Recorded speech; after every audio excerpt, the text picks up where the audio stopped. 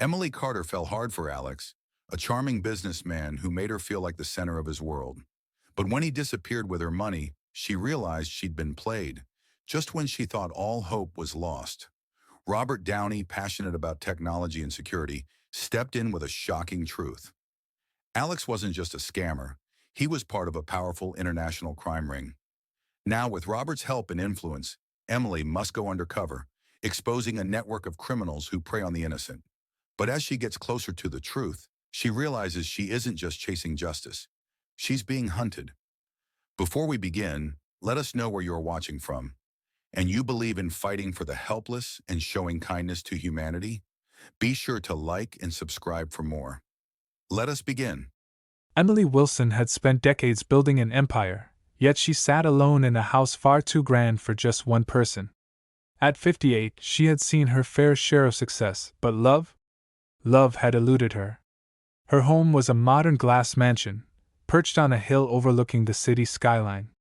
The view was breathtaking, but it often reminded her of how vast and empty life could feel.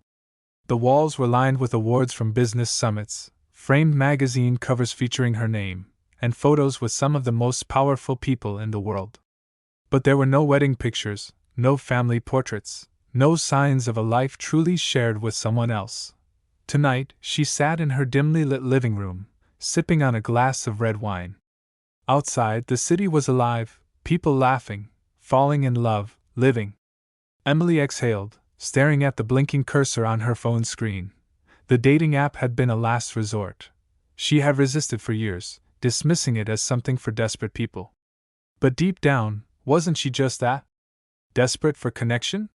Desperate to feel something real? Her best friend, Margaret, had convinced her. "You've built an empire, Emily. But what's the point if you have no one to share it with?" So, after much hesitation, she created a profile. Nothing too flashy, just a simple bio. Entrepreneur. World traveler. Looking for meaningful companionship. She didn't expect much. Most men her age wanted younger women, and she had no patience for empty conversations. But then Alex appeared. His message was simple yet intriguing. "Intelligence is the sexiest thing in a woman. Something tells me you have plenty of it." Emily smirked, tilting her head. Confident.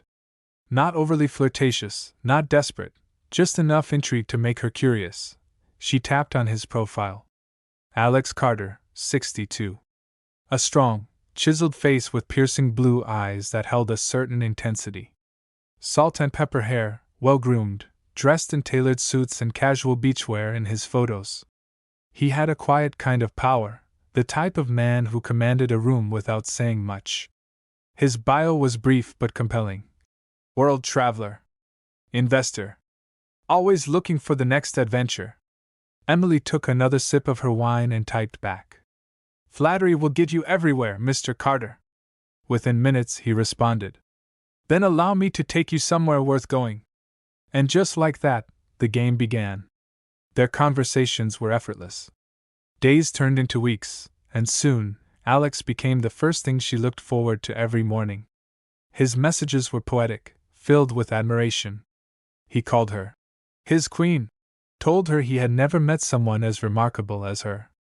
He spoke about his travels to Europe, his love for fine wine and literature, and how he had spent years building his wealth through investment ventures in Dubai and Singapore.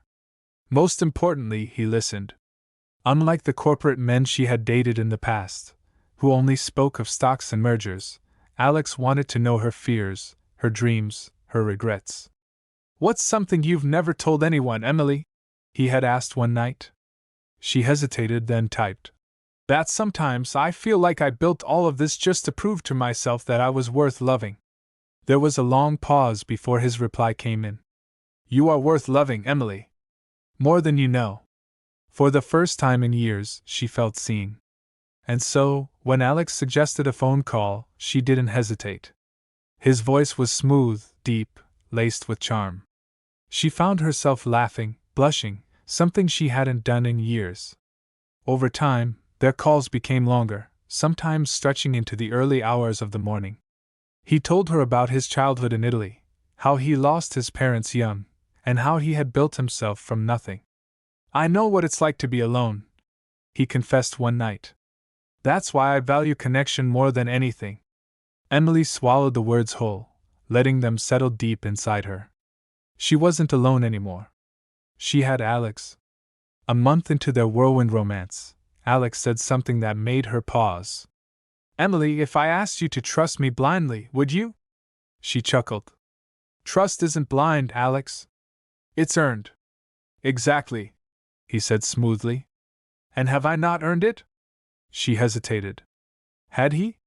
He had never given her a reason to doubt him, yet something about the way he asked that question felt off. Still, she ignored it. Until the first request for money came. It was small, barely significant. "Emily, I feel ridiculous asking, but I'm stuck in Dubai waiting for a deal to clear. The bank flagged my account for verification, and I need access to quick funds. Just a loan, $5,000. I'll pay you back within the week." Her stomach twisted. It wasn't the money. $5,000 was nothing to her.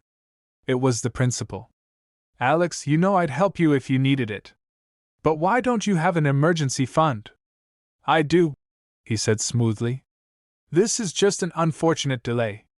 But if it makes you uncomfortable, forget I asked." And just like that, he pulled back. For the first time in weeks, he didn't call that night. Emily found herself checking her phone, waiting. Had she offended him? Had she overreacted?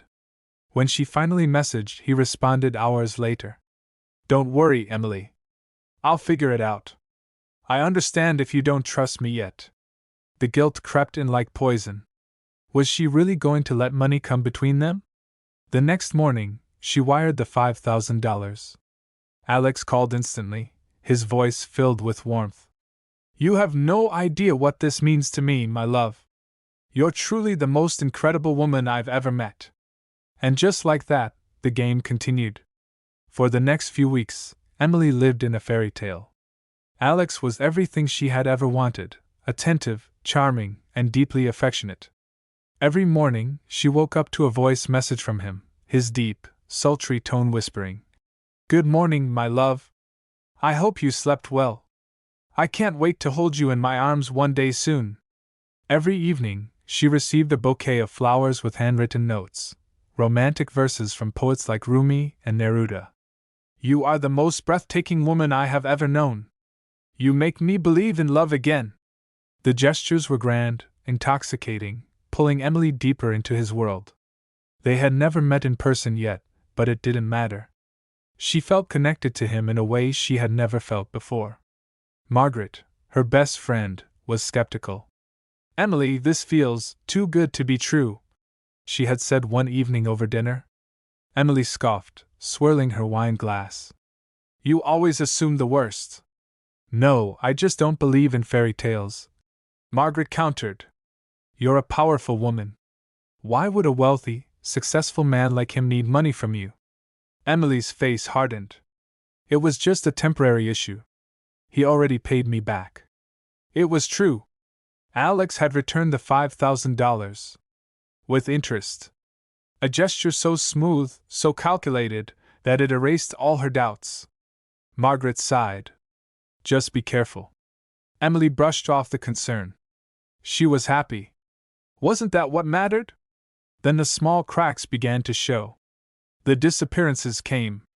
At first, they were brief, an hour here, a few hours there.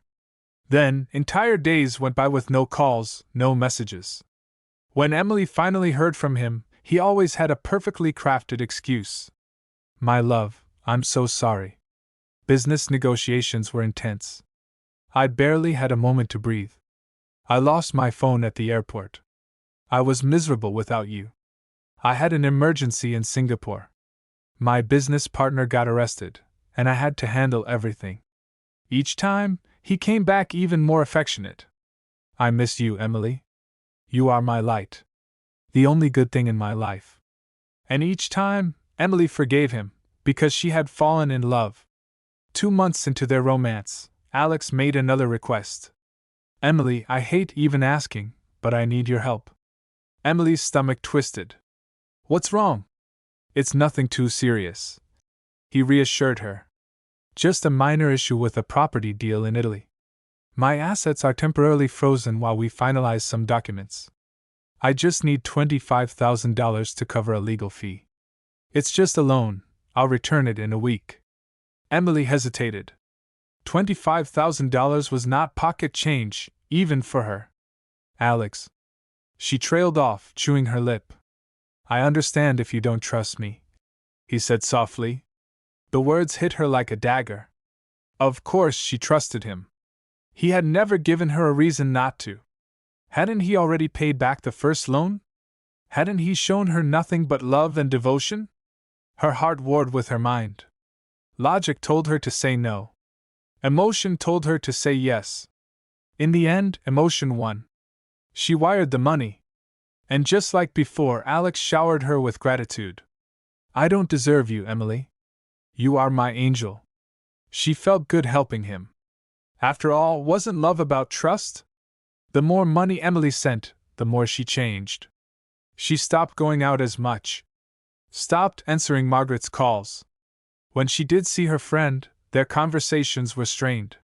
I haven't seen you in weeks, Emily. I've just been busy. Emily lied. The truth? She was addicted to Alex. Her days revolved around him. She waited for his texts. Waited for his calls. Every time she expressed doubt, Alex guilt-tripped her. I thought you believed in us. You think I'm lying to you? After everything we've built? If you don't want to help me, just say so. I'll find another way. Emily hated disappointing him. So she kept giving. $50,000 for a business deal. $75,000 for an emergency tax issue. $100,000 for an investment opportunity. The numbers blurred together until she wasn't even sure how much she had sent. One night, Emily was lying in bed when her phone rang. It was an unknown number. Her heart pounded as she answered. Hello?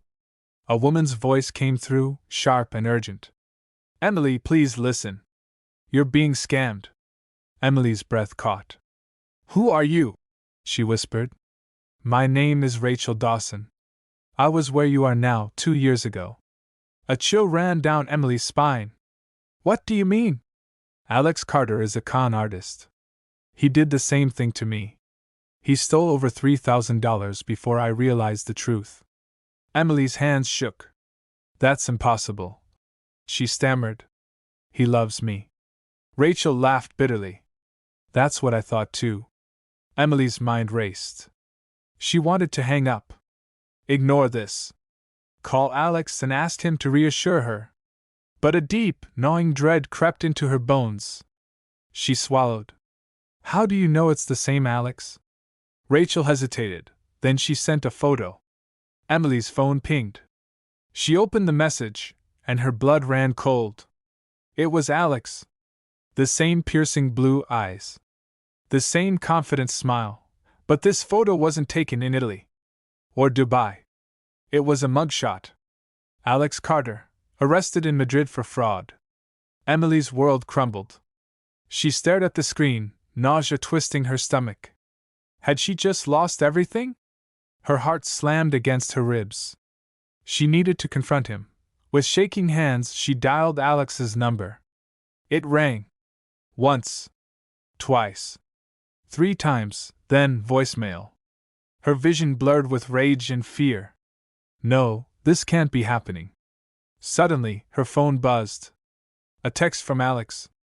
My love, I need to talk to you. It's urgent. Please send $250,000 immediately. My life depends on it. Emily's breath hitched. Her fingers hovered over the screen. This was it. The moment of truth. Did she send the money? Or did she finally wake up? Emily sat in the dimly lit living room, staring at the text message from Alex. Her fingers trembled over the screen. She wanted to believe him. To trust that this was some terrible misunderstanding. But Rachel's voice echoed in her head. He's a con artist. He did the same thing to me. And the mugshot. The proof was undeniable. Her breath came in short, ragged bursts as she fought the panic rising in her chest. Then, her phone rang again. Another unknown number. Emily hesitated, then answered. Hello? A woman's voice, low and tired. Is this Emily Carter? Emily stiffened. Who is this? The woman sighed. My name is Vanessa Mitchell. I was engaged to Alex 3 years ago. He stole everything from me. A sickening wave of déjà vu washed over Emily. What do you mean? She whispered. I was in love with him, just like you. He told me he was a businessman, that he had investments all over the world. Then, he started asking for money, small at first, then more and more. Before I knew it, I was broke. And he disappeared. Emily's stomach twisted. You're lying, she said weakly. Vanessa's voice turned sharp. Check your bank statements, Emily. Look at the withdrawals. You think you're the only one? There are dozens of us. He's using different names in different countries. You need to get out before he ruins you. Emily's head spun. She started, but Vanessa cut her off. He's dangerous. Whatever you do, don't send him another dime. The call ended. Emily sat frozen. Her world, the love, the passion, the dreams of a future with Alex, shattered like glass. For the first time, Emily stopped making excuses. She dug into Alex's past. She searched his name online. Nothing. Then she tried different spellings. Variations of his last name. A reverse image search of his photos. And suddenly, it all unraveled. Different profiles, different locations, different names. Daniel Carter. Alex Romano. Nicholas Grant. Adrian Cole.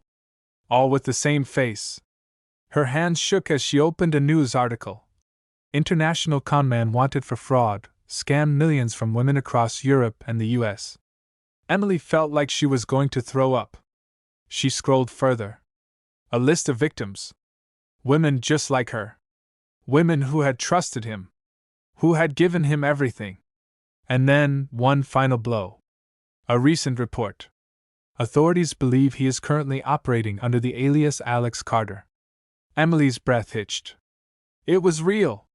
She had fallen for a professional liar. Tears welled in her eyes, but anger burned stronger. She had been played. Used. But she wouldn't be his next victim. She would be his last. Emily wiped her tears and took a deep breath. She wouldn't run. She would fight. She gathered everything: text messages, voice notes, emails, bank statements.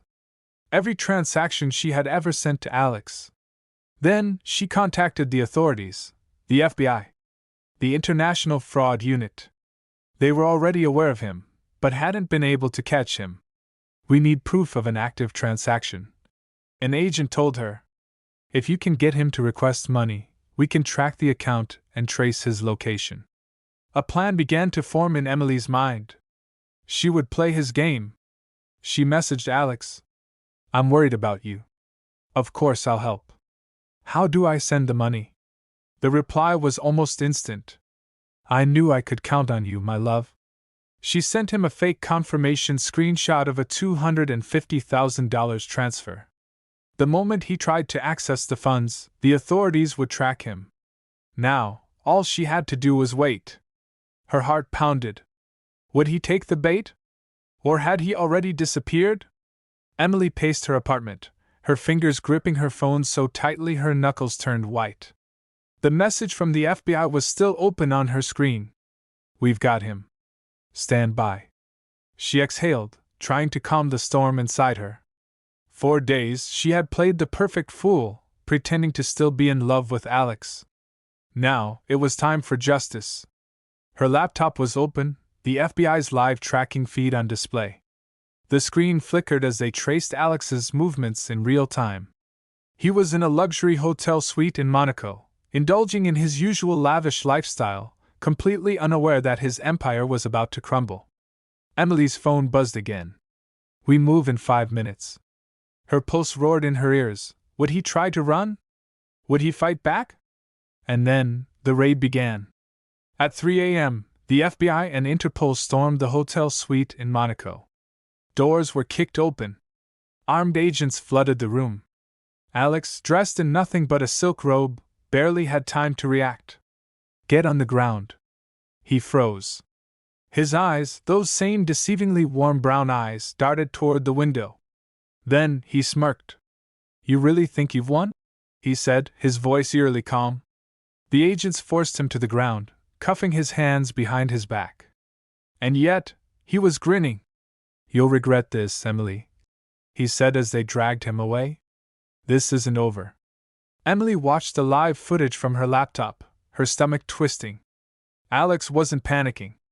He wasn't angry. He was waiting. For what? She didn't know. But a shiver ran down her spine. Later that night, as Emily sat curled up on her couch, trying to convince herself that it was over, her phone dinged. A message. From Alex. Her blood ran cold. How? He was in FBI custody. But there it was, his name on her screen. She hesitated before opening it. You really thought it would be this easy? You've only just begun to understand who I am. Sleep with one eye open, my love. Her stomach twisted. How was he messaging her? And worse, what did he mean? She stared at the screen, dread pooling in her gut. This wasn't over. Not even close. The next morning, Emily woke up to an unexpected email. The sender? Robert Downey. She almost dropped her phone. Emily, I need to speak with you. Urgent. Robert. She blinked at the screen, convinced she was hallucinating. Then, another notification. A call request from an unknown number. Her heart pounded. She hesitated, then answered. Hello? A familiar voice spoke, calm. Calculated. Robert Downey. Emily, you've done something incredible, he said. But you don't realize the full extent of what you've uncovered. She swallowed. What are you talking about? A pause, then a bombshell. Alex isn't just a scammer. He's part of a global network. They've stolen billions. They're more powerful than you think. Emily's breath caught in her throat. What does this have to do with you? Robert's voice hardened. I've been tracking them for years. They've scammed tech companies, crypto investors, even governments. Alex was small time compared to what's really happening.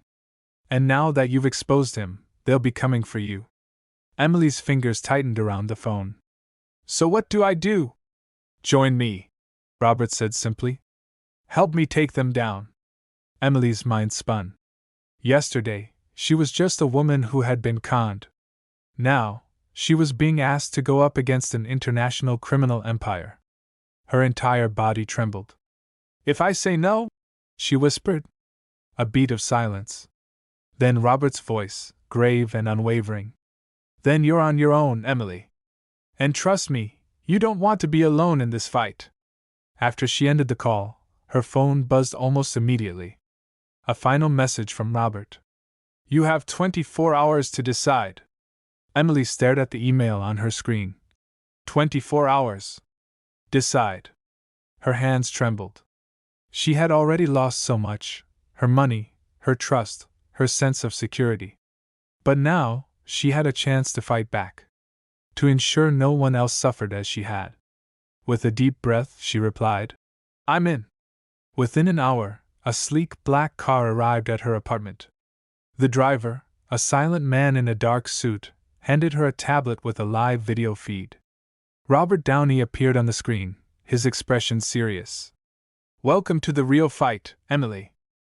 Emily's role? Go undercover. She would pose as a wealthy investor looking to launder money through offshore accounts. It was dangerous. One mistake could get her killed. But she had nothing left to lose. Days later, Emily found herself on a private jet, heading to an undisclosed location.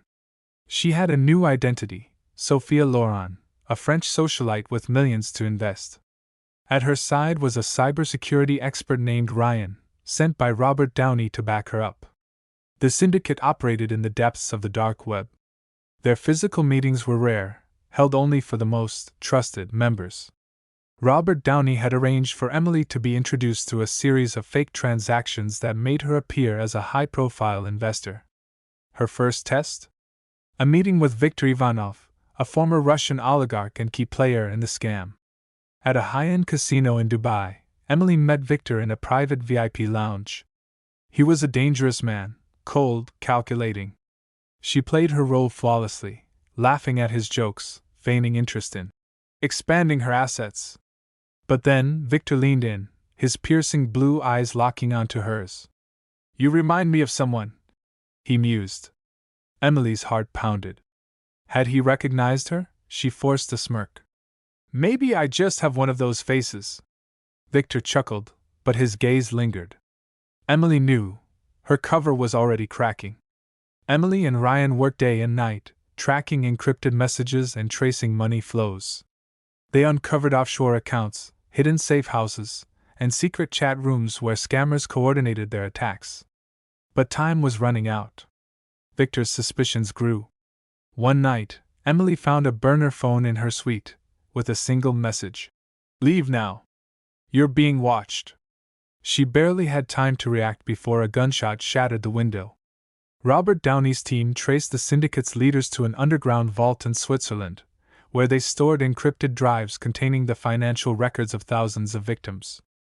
Emily and Ryan infiltrated the vault, disguising themselves as security personnel. But as they uploaded the data to Robert Downey's network, an alarm blared. Viktor had set them up. Armed men stormed the vault. Bullets ricocheted off the steel walls. Ryan took cover, firing back, while Emily grabbed a flash drive, the final piece of evidence. Just as Viktor aimed a gun at her, Robert's strike team burst in. The room erupted into chaos. Emily locked eyes with Viktor. This was her moment.